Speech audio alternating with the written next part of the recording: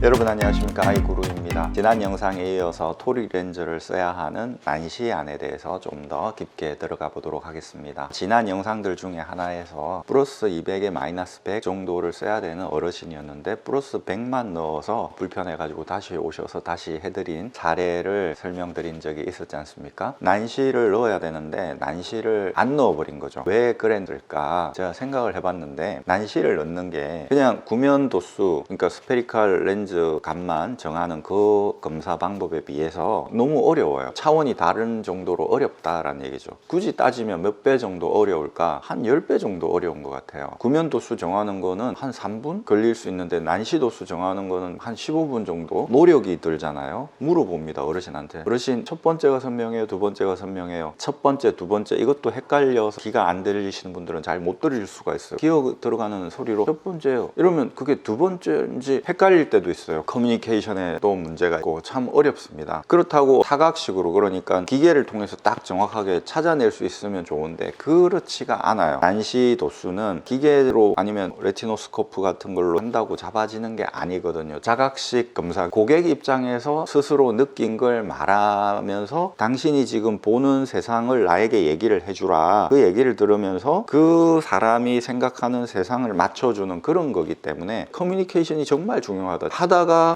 왜 이렇게 어려워요, 다른 데서는 대충 해주던데 그냥 빨리 끝냅시다 하는 사람들도 있어요. 참을성이 이제 바닥이 나는 거죠. 그래도 정확하게 하기 위해서 하는 거니까 조금만 참고 거의 다 됐습니다, 이제 왼쪽 할 겁니다, 이렇게 중간중간에 한쪽은 됐다, 이제 한쪽만 더 하면 된다, 이런 식으로 가죠. 그리고 오른쪽하고 왼쪽 다 했다 그러면 이제 거의 다 끝났습니다, 균형 테스트만 할 거예요, 이러면서 그렇게 안심을 시켜가면서 한단 말입니다. 왜 그러냐면 짜증을 내니까. 짜증을 내면 도수값이 오류가 생겨요. 교감신경이 자극이 되면은 성질이 낮아요. 사람이 부교감신경이 자극되는 편안한 음악을 들으면 마음이 차분해지면서 판단이 정확해지는데, 뭔가 잘하려고 생각을 하면은 오히려 그것만 보이지 나머지가 안 보이기 때문에 판단을 정확하게 못한다 이 말입니다. 그런 걸 다 생각하면 10배 정도 어렵단 말이죠. 그러니까 난시 검사를 그냥 생략해 버리는 경우가 많다는 것입니다. 그러면 너는 왜 난시 검사를 그렇게 하는데 빨리 하고 빨리 안경 맞춰서 보내고 다음 손님 또 받고 이래야 매출도 정대되는 거 아니야? 그래서 저는 그냥 제일 좋아하는 게 1인 매장, 원장 혼자 이렇게 하는 그런 걸 좋아합니다. 아이구루 그만원을 오픈을 하더라도 예약제로 한다는 것이 다를 뿐이지 지금하고 똑같이 1인 체제로 운영을 할 것이라는 것이죠. 고객과 맨투맨으로 1시간 정도 차분하게 검사를 해야 부교감 신경이 활성화된 상황에서 차분하게 이렇게 되는 것이지, 하고 있는 중간에 또 고객이 들어오면, 지금은 예약제로 100% 하는 게 아니기 때문에 들어올 수 있죠. 이러면 당장 이 고객이 마음이 조급해져요. 빨리 해야 되겠다, 저 고객 기다리는데, 이렇게 돼요. 그럴 필요가 없는데 사람인지라 그런 마음을 가진단 말입니다. 그러면 또 급하게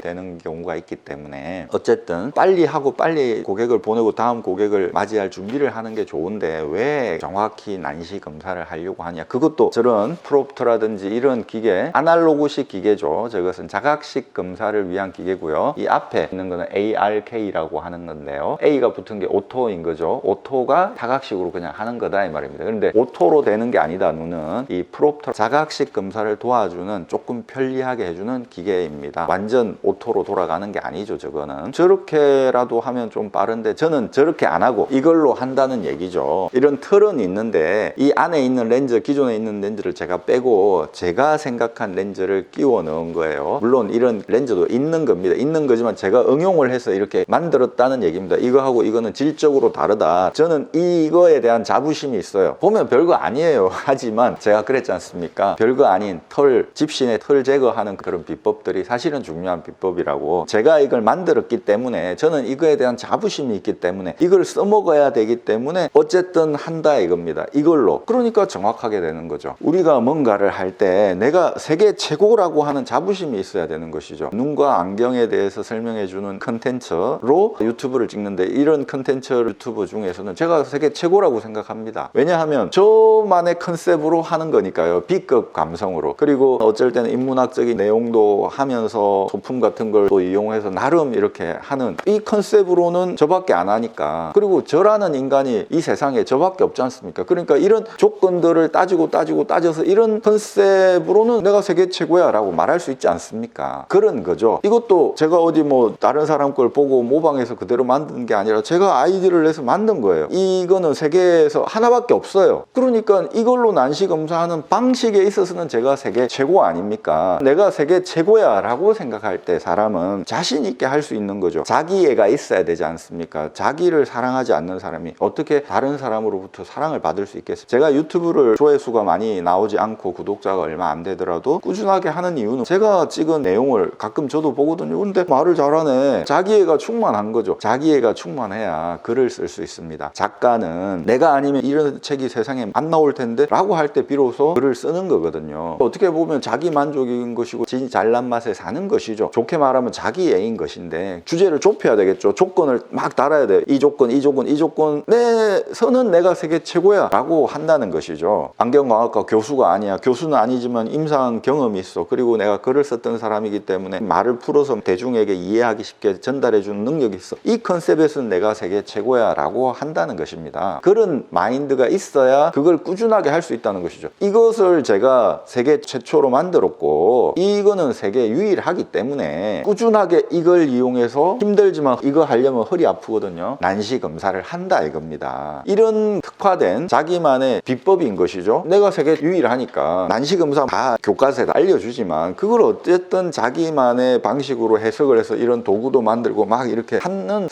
사람이어야 그걸 애정을 가지고 꾸준하게 할 수 있게 된다는 것이죠. 난시에 대한 토릭 렌즈에 대한 어떤 철학을 가지고 있는 검안사가 누구냐, 그 사람에게 가서 난시를 정말 확실하게 잡고 싶다, 그런 안경을 쓰고 싶다 하면 저에게 오셔야 된다는 것입니다. 난시에 대해서 나는 일가견이 있다라는 것입니다. 왜 검안사들마다 차이가 나는지 아시겠죠? 아이구루였습니다. 구독해주신 여러분 대단히 감사합니다. 또 찾아뵙겠습니다.